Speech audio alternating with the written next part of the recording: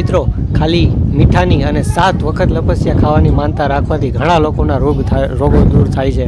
તો આ વિડીયોમાં છેલ્લે સુધી બન્યા રહેજો. અને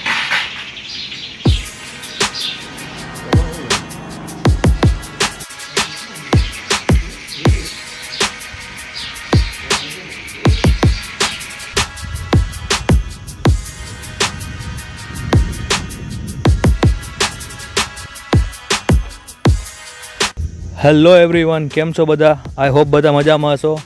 આજનો વ્લોગ છે આપણો ભીચરી માતાજીના મંદિર વિશે. તો ત્યાં હું દીપક જતા હતા તો રસ્તામાં 1 કિલોમીટર પહેલાં એક બોર્ડ આવ્યો છે ધુળેશ્વર મહાદેવ મંદિર વિશે. તો ત્યાં આપણે પહેલાં જઈ આવી, ત્યાં દર્શન કરી મહાદેવના, અને ત્યારબાદ આપણે આગળ વધી. તો ચાલો હવે મંદિરની વિઝિટ કરીએ.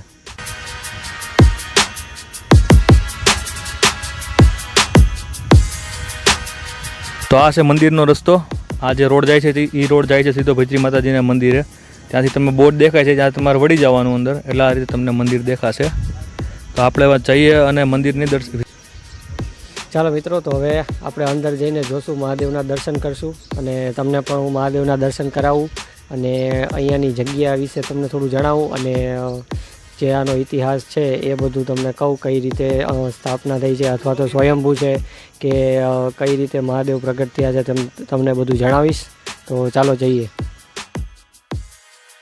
તો ચાલો આપણે બધા સૌ હવે મંદિરની અંદર જઈએ અને ધુળેશ્વર મહાદેવના દર્શન કરીએ. ઓમ નમઃ શિવાય, ઓમ નમઃ શિવાય, ઓમ નમઃ શિવાય. હર હર મહાદેવ. મંદિરની અંદર જતાં જ તે આપણા મનને અથાગ શાંતિનો અનુભવ થાય છે અને આજુબાજુનું વાતાવરણ પણ એટલું કુદરતી છે કે તમને બહુ જ એટલે બહુ જ મજા આવશે. અને મિત્રો, તો હવે અહીંયા એક ભાઈ છે જે મંદિરની સેવા કરે છે. અહીંયા આપણે એમને પૂછીએ અને મંદિર વિશે થોડી જાણકારી લઈએ. તો મહાદેવભાઈ, હા, આપણે આ મંદિર કેટલા વર્ષો જૂનું હોય છે ભાઈ? 250-300 વર્ષ. એટલું બધું જૂનું છે. અને આ બધી જગ્યા જે છે એ આમ હમણાં જ બનેલી કે પહેલેથી જ આ રીતે છે? પહેલેથી નામ. સરસ સરસ. અને જે આ મહાદેવની જે શિવલિંગ છે એ આપણે સ્વયંભૂ પ્રગટ થઈ ગયેલી છે? સરસ સરસ. તમે અહીંયા દરરોજ સેવા કરો છો? સરસ સરસ. હા, તો પૂજારી બી હમણાં આવશે અને આ ભાઈ અહીંયા દરરોજ સેવા કરે છે, સેવાનું કામ કરે છે અને જગ્યા બી ખૂબ જ શાંત છે, સરસ વાતાવરણ છે.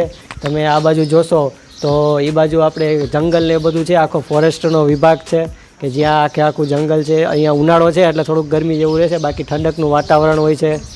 હા, અહીંયા બાજુમાં એક આશ્રમ બી છે કે જ્યાં દત્તાત્રેય ભગવાનનો ધૂણો બી ચાલુ રહે છે. અને આ બાજુ જોશો તો તમે પ્રદ્યુમન પાર્કનું અત્યારે નવું બને છે કે જ્યાં સિંહને ખુલ્લા રાખવાના છે થોડા ટાઈમમાં. અત્યારે બધી કાર્યક્રમને પ્રક્રિયા ચાલુ છે, એ હમણાં થોડા ટાઈમમાં શરૂ થઈ જશે.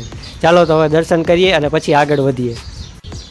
તો આપણે હવે અહીંયા ચેતન ધૂણો છે ત્યાં આપણે જઈએ અને એમના દર્શન કરીએ.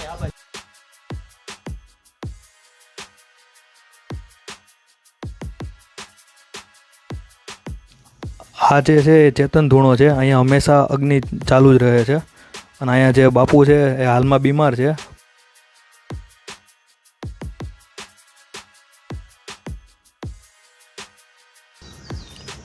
આ બાપુ છે જે 3 પેઢીથી આ લોકો મંદિરની સેવા કરે છે. દાદા રક્ષા કરજો.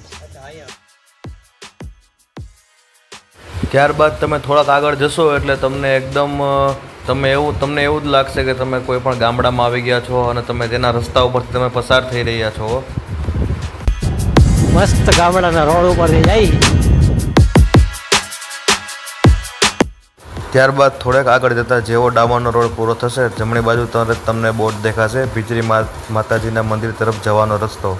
એ રોડ ઉપર થોડેક તમે આગળ જશો એટલે ત્યારબાદ તમને ડાબી બાજુ તમને દેખાતું હશે. સ્ક્રીનમાં પણ જો ઝૂમ કરી છે ત્યાં ભીચરી માતાજીનું મંદિર આવેલું છે. તો ચાલો ત્યાં જઈએ અને માતાજીના દર્શન કરીએ.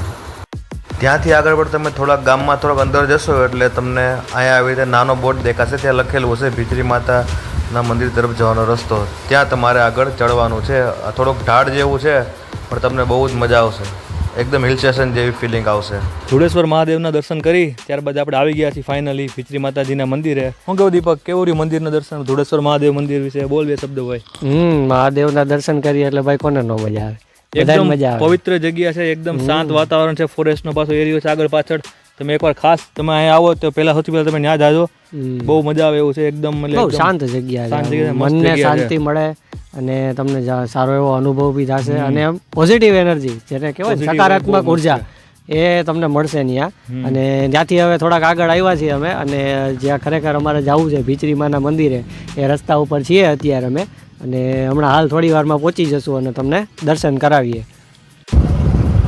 તો મિત્રો હવે આ રસ્તા ઉપર આગળ જઈએ છીએ અમે અને થોડોક ઊંચાણવાળો રસ્તો છે એટલા માટે થોડુંક આમ હિલ સ્ટેશન જેને કહેવાય ને હિલ ટાઈપ એક એ રીતના રસ્તો છે અને તમે જોઈ શકો છો આજુબાજુ પણ નાના મોટા પર્વત છે અને એક ચઢાણ છે મોટી ઉપર એ રીતના આખું છે. ઘણા બાળકો બી અત્યારે સાયકલ લઈને જઈ રહ્યા છે. થોડોક ઊંચાઈવાળો રસ્તો છે, અમે જઈએ છીએ અત્યારે.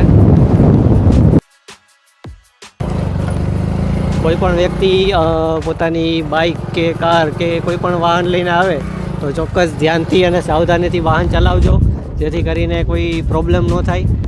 તમને વ્યૂ બતાવું અહીંયા હિલ સ્ટેશનનો જોઈ શકો છો તમે. ખૂબ જ સરસ મજાનો વ્યૂ આવી રહ્યો છે અત્યારે અને એમ લાગે કે નહીં જો મજા આવે એવું વાતાવરણ છે. ભલે અત્યારે થોડો તડકો છે પણ મજા આવે એવું છે. ઉનાળાનો સમય છે એટલે તડકો તો રહેવાનો પણ મજા આવે એવું છે. જો તમને સામે મંદિર પણ દેખાશે. અમે ફાઇનલી ચઢાણ ચડી ગયા છીએ, ઉપર હિલ સ્ટેશન ઉપર પહોંચી ગયા છીએ અને મંદિરની નજીક જઈ રહ્યા છીએ.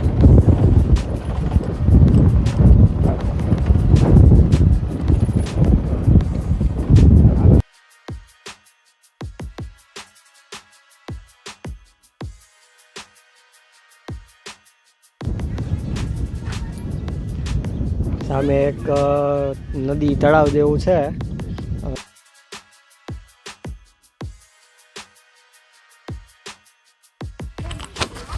તમે જે રીતે જોયું વિડીયોમાં એ રીતે હિલ ટાઈપ છે આખી ચડાવવાની રસ્તો એવી રીતે. ત્યારબાદ આપણે ફાઇનલી પહોંચી ગયા છીએ મંદિર પાસે. તો હવે અંદર જઈએ અને મંદિરના દર્શન કરીએ. જય ભીચરીમાં.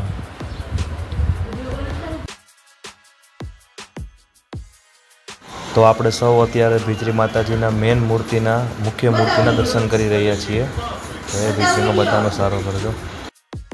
જઈએ આગળ અને જે પેલું માનતાનું કહેવાય છે કે જે મીઠાની માનતા રાખવાથી અથવા 7 વખત લપસ્યા ખાવાથી ક્યાં ક્યાં રોગ દૂર થાય છે અને શું છે કઈ રીતે છે આપણે જાણીએ.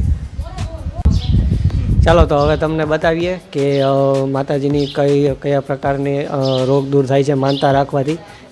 અહીંયા આવીએ તમને બતાવીએ. અહીંયા કેમેરો જુઓ તમે જોઈ શકો છો અહીંયા કે ધોળા ડાઘ, આંખનો દુખાવો, કાળા ડાઘ, કાનનો દુખાવો, માથાનો દુખાવો, પગનો દુખાવો, કમરનો દુખાવો, કોઈ પણ પ્રકારનો દુખાવો હોય, નાનો હોય મોટો હોય, ખાલી ફક્ત એક મીઠાની માનતા રાખવાથી અને 7 વાર લપસિયા ખાવાથી એ રોગ દૂર થઈ જાય છે. અને ખાસ કરીને એક વસ્તુ ધ્યાનમાં રાખજો કે અહીંયા જે તમે મીઠાની માનતા રાખો તો તમે જે માનતા રાખેલી છે એનાથી તમારે ડબલ મીઠું ચડાવવાનું રહેશે. ધારો કે તમે 1 મીઠાની કોતરીની માનતા રાખેલી હોય તો તમારે 2 કોતરી મીઠાથી ચડાવવાની રહેશે જેથી તમારી માનતા સફળતાપૂર્વક પૂર્ણ થઈ જાય. ચાલો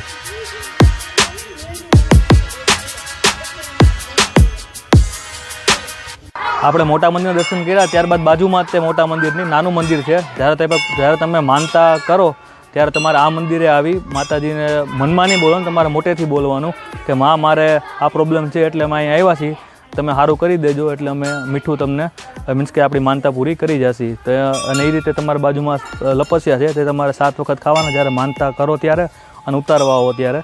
મંદિરના દર્શન કરો એટલે આજુબાજુમાં તમે ફોટોશૂટ કરવા માટે એકદમ મસ્ત જગ્યા છે.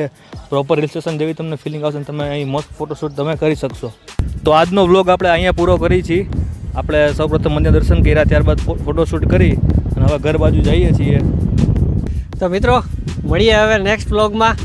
આ વિડીયો જો તમને ગમે તો જરૂરથી લાઈક, મારી ચેનલને સબસ્ક્રાઈબ અને શેર કરવાનું ખાસ કરીને ભૂલતા નહીં.